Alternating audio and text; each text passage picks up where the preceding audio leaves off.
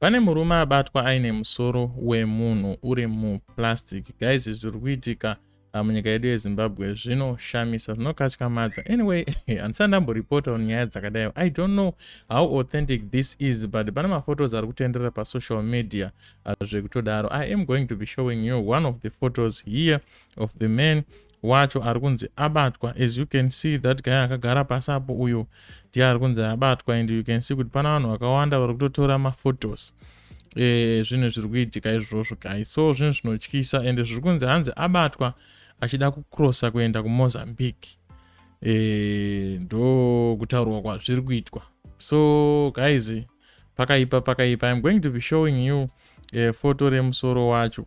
I don't know ipapo kana ndichibvumidzwa kuti ndizviite, but I'm going to be showing you guys.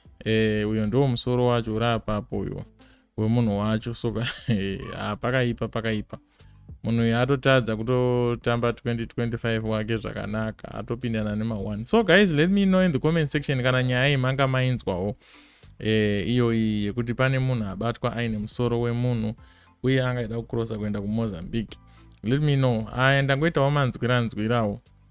I don't know kuti ndezvechokwadi here kana kuti watakwan, but I've shown you also murume uyo akagara apo uyo. You can actually see also achiratidza kuti abatwa kana kuti asungwa. Ndofunga vanhu vamubata here. I'm not sure kuti what is going on there, but you can actually see kuti akabatwa nevanhu vakaita sei, nevanhu vakamubata. So guys, let me know in the comment section what do you think about that story.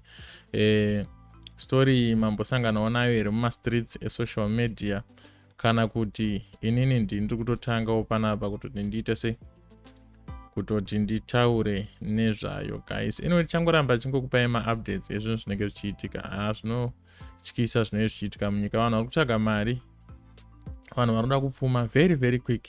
Saka ni vanoita zvese zvavanenge vachinge vaudzwa kunzi unogona kungopinda machena.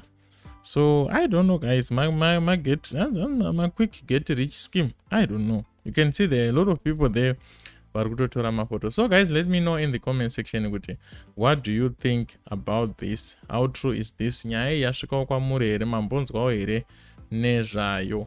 My name is SGP. Until we meet again, salute.